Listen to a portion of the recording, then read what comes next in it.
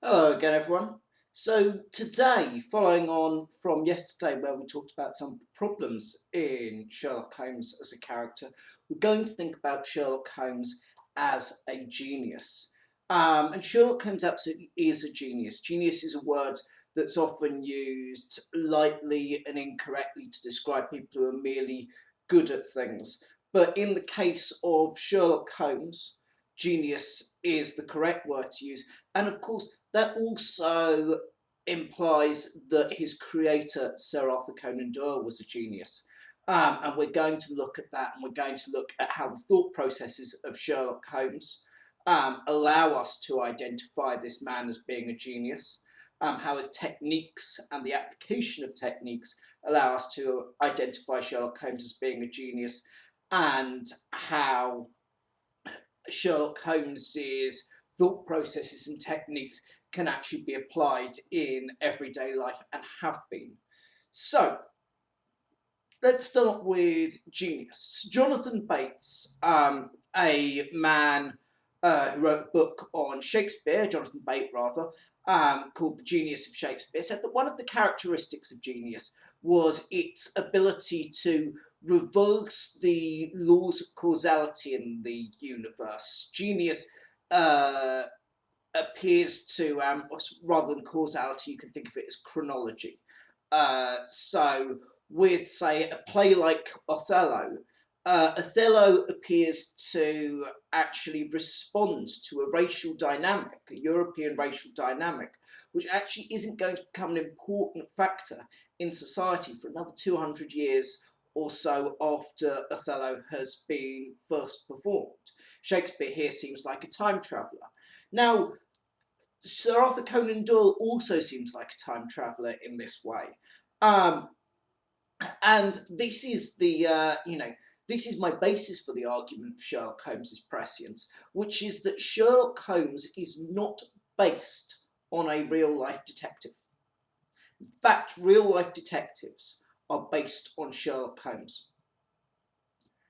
So when we see Sherlock Holmes using the distance between footsteps, thus the length of a man's stride, to calculate someone's height, that's not a technique that the Metropolitan Police are using at the time. The handwriting analysis he uses, that's not a technique common in the Metropolitan Police at the time. The later on, when he analyses fingerprints, not a technique common in the Metropolitan Police at the time. His analysis of tobacco ash, again, not common. The Metropolitan Police are not using forensics at the time that Sherlock Holmes begins his fictional career, at the time that the first Sherlock Holmes stories are written. Now, the Metropolitan Police aren't an old organisation at this time. The Metropolitan Police is founded in 1829, but for most of the early few decades of its existence, its purpose was just to provide community policing. It wasn't there to investigate crimes. Investigation was done by private detectives, or not done at all. Um, and detective fiction is a thing at the point at which the Sherlock Holmes stories are written. Sherlock Holmes is not the first fictional detective. Detective fiction is already a reasonably established genre, and the great fictional detective before Sherlock Holmes is a creation of Edgar Allan Poe, famous American writer, and he's called Dupin. That's Dupin. These books, these stories are really, really popular in Victorian England, in the England of Sherlock Holmes. And they're partly popular, of course, because crime is such a huge part of the zeitgeist. If you think back, 1890, when The Sign of the Four is published, for example, is 2 years uh, after the start of the Ripper murders in 1888. So Dupin is a popular fictional detective, and Sherlock Holmes responds to that. In A Study in Scarlet, Sherlock Holmes describes Dupin as being a very inferior fellow. So we see from the very beginning of the Sherlock Holmes stories, Sherlock Holmes asserting his authority and his superiority there. Um, so, and he asserts that superiority quite reasonably because one of the problems with detective fiction that predates Sherlock Holmes stories is the detective fiction cases are sort of solved by lucky accidents a lot. There are coincidences, and that's where the clues come from. And Sir Arthur Conan Doyle doesn't really think that's a great way to solve a crime, and partly he thinks that's because it's a bad teaching method. You then can't learn from the detective's thought process. So, can you learn from Sherlock Holmes's thought processes? Yes, you can actually. A psychologist called Maria Konnikova in 2013 wrote a book called Mastermind: How to Think Like Sherlock Holmes, and it was quite a big seller in 2013, 2014, 2015 because of this popularity of the idea that you can actually apply Sherlock Holmes's techniques to your everyday life, that Sherlock Holmes tells us a lot about how to think, and that's what Sherlock Holmes was initially intended to do. Um,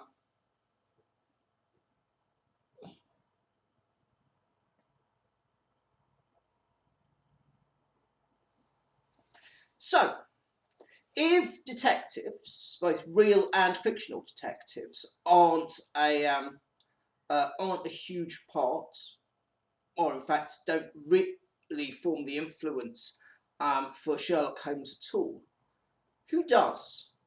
Is there anyone thinking like Sherlock Holmes before Sherlock Holmes? And the answer is yes, but they're not engaged in crime solving, they're engaged in medicine. Now, medicine is a huge part of the Victorian scientific zeitgeist.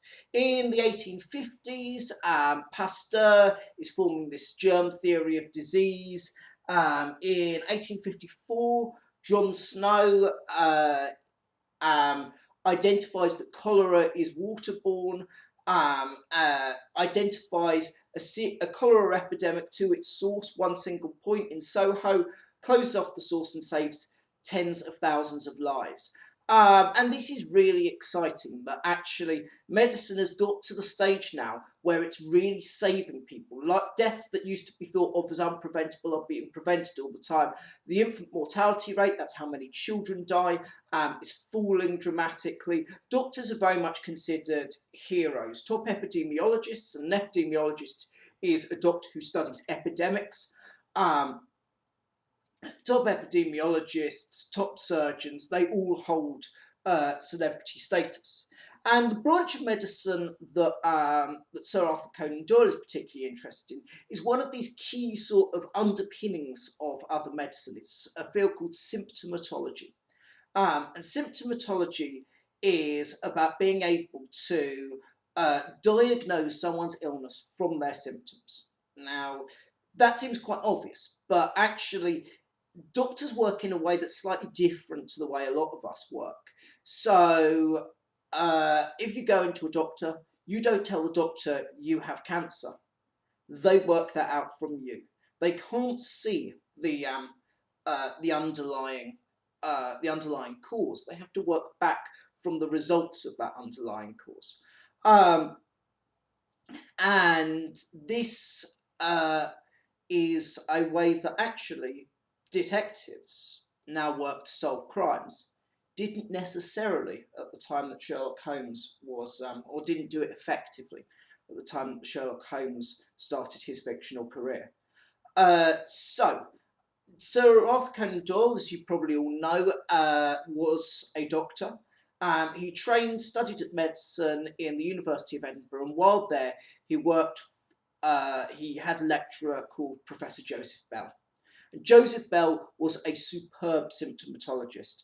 Joseph Bell not only could identify illnesses very quickly from symptoms and from a process of elimination, using as many symptoms as you could and everything, and using them to eliminate illnesses it could be until you ended up with just the single illness that it must be.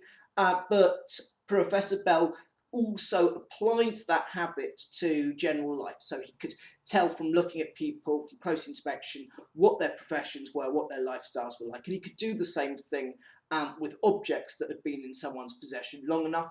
And you'll see an example of Sherlock Holmes doing exactly that on Watson's the pocket watch that Watson gives Holmes, and Sherlock Holmes is able to identify a number of features of Sherlock Holmes's, of Dr. Watson's brother's life. A number of things about him. So, Doyle completes his medical training, moves to England, becomes a doctor in Portsmouth, and like a lot of Victorians at this time, he starts reading the Dupin books. And he thinks that he can do better. He thinks that actually there's room for a truly scientific detective whose thought process is explicable. And from this, we get Sherlock Holmes. And so that's where those slights about Dupin as being an inferior detective come from. But also, of course, remember, Sir Arthur Conan Doyle is doing something before the police are doing it. Before the police have been, have even thought to do it.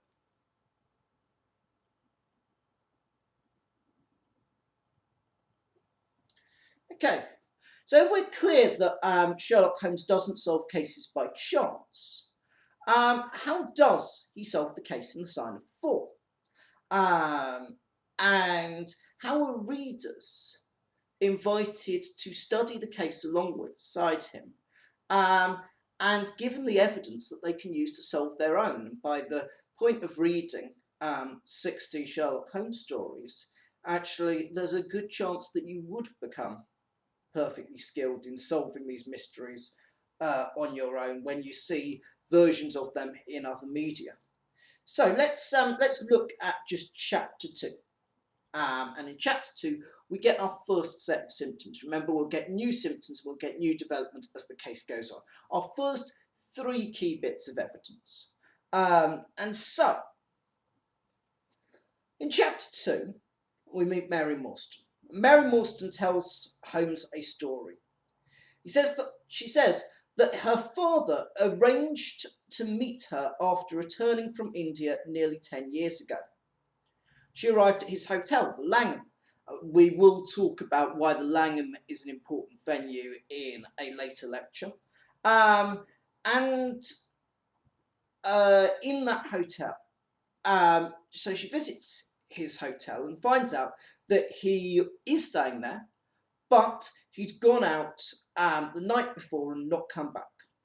And of course, Captain Morstan is never heard of again. Symptom 1, we've got this missing father. There's another piece of information associated with symptom 1, which is the only person who Captain Morstan knows in London is a man called Major Sholto. Okay, symptom 2, second piece of evidence. 4 years later, on the 4th of May 1882, an unknown person placed an advertisement in a newspaper seeking her address. And on giving the unknown person her address, she receives an unusually fine pearl in the post. She receives it the same day, the 4th of May 1882. And then she receives another pearl on the 4th of May each year from then on. So symptom 2, these fine pearls by mail, and this date, the 4th of May. All right. And then our third symptom is the one that appears last. And it's this day, she's received a postcard inviting her to the Lyceum Theatre and describing her as, and this is our key term here, a wronged woman. Okay, symptom 3, we've got a postcard who knows, from someone who knows about the wrong that has been done to her. And do we know of any other wrong that's been done in Mary Morstan's life? Mary Morstan's life has largely been okay. No, the big wrong to her is the disappearance of her father. So, symptom 3 and symptom 1 are definitely connected, and probably symptom 2 is. These 3 pieces of evidence are all connected. And so, Holmes identifies that these things are connected, and he swiftly sets to work. First question he asks, could the writing on the envelope, on the boxes in which the pearls have come, and on the postcard actually be from her father? Could that be his handwriting? No, it's not. Okay, we've ruled out one possible person who could know about the case. We've ruled out the most likely candidate for the sending of the pearls and the sending of the postcard. All right, so next most likely candidate. The next most likely candidate is the only other person who Captain Morstan knows, Major Sholto. Okay, so Holmes then sends Mary Morstan on her way and begins looking into Major Sholto. And he discovers something significant about Major Sholto. Major Sholto died 6 years ago. And Major Sholto's death was at the end of April 1882. Holmes says to Watson, that's highly significant. Watson doesn't understand the significance. The significance, of course, is that if he dies at the end of April and the pearls appear at the start of May, those two events are very likely linked. And so, Major Sholto's death is in some way responsible for the sending of the pearls. Who could be sending the pearls then? It's got to be someone acting out a sort of administering Major Sholto's will. Someone who knows about the wrong that was done to Captain Morstan. And so from this, Sherlock Holmes perfectly reasonably deduces that it's Major Sholto's heir. He knows that this letter has come from Major Sholto's heir. He knows that the pearls have come from Major Sholto's heir, son or daughter, and that's who they are going to see. Okay, so if you can see that these stories are tricky, but they're fair, that you can follow along with Sherlock Holmes' thought process, even though Dr. Watson will often be a little bit slower than you if you're really on the ball. Question is, are they useful? Now, I can hear a lot of your inner Athelney Joneses saying that these aren't practical, theoretical. They're not things that can be applied. So when Doyle's wife died in 1906, he found himself at a loss of things to do. He looked around and he thought the police still weren't really. They'd evolved a lot since the first Sherlock Holmes stories. They were becoming more scientific, but they still weren't taking this as seriously as they should. So he did the perfectly sensible thing for a doctor-writer who, by his own admission, knew nothing of detective work. He decided to start solving the police's cases for them. So we sort of begin with the most famous of these, which is 1907. Now, in 1907, a man called George Dalgy is convicted of cruelty to animals and sending threatening letters to women. A number of farmyard animals have been attacked, mutilated, horses' tendons have been cut, and threatening letters have been sent to women, threatening to mutilate them in the same way. And George Dalgy is convicted of this crime. So Arthur Conan Doyle becomes convinced that George Dalgy is innocent of this crime, and there are a few pieces of evidence, a few things he thinks the police have got wrong. One of the things is there's another attack on an animal while George Dalgy is in police custody. Nonetheless, he is convicted. So that's quite damning. He also thinks that the police have acted in this way because he thinks that the Staffordshire police are racist. Their desire to convict George Dalgey is because he's a mixed-race man in a largely white area, and they simply don't trust him. He is their usual suspect. Um, so, Sir Arthur Conan Doyle sets about investigating the case, and he finds something really shocking. He finds that some of the evidence used in this case was actually created by the police. The police have framed Dalgey.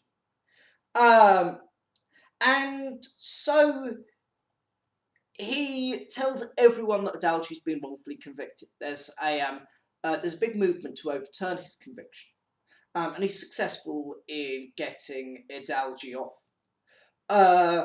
But the press that he generates from that is so great, the miscarriage of justice so great, that he forces the creation of the Royal Court of Appeal.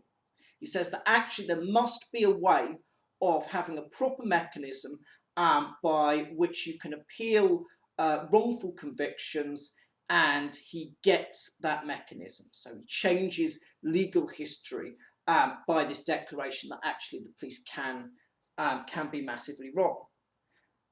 In 1909, a woman's fiance goes missing.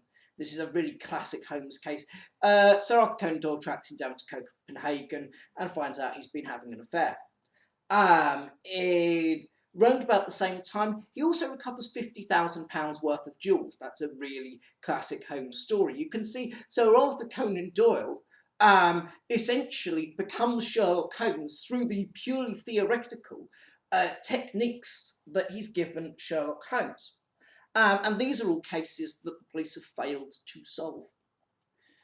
And so if those, I'll round out with a quote of life ironically imitating art. For those of you who see the connection, it is deliciously ironic, which is Basil Thompson, who was Assistant Commissioner of the Metropolitan Police in the early 1900s. This is the same time that Sir Arthur Conan Doyle has taken to solving crimes. He says this about Doyle. He says, he would have made an outstanding detective had he decided. He would have made an outstanding detective had he devoted himself to detection. And if you don't see the connection, this is what Athelney Jones says about Sherlock Holmes in The Sign of the Four. It's also what Lestrade says about Sherlock Holmes in a number of other stories. And Gregson, another police constable, police inspector, says about Sherlock Holmes in the Sherlock Holmes stories. And each time, Sherlock Holmes thinks it's damning with faint praise, and you can imagine that Sir Arthur Conan Doyle, who seems to have never been overly impressed with the Metropolitan Police, would have felt exactly the same thing about Basil Thompson's praise of him. Thank you very much. Goodbye.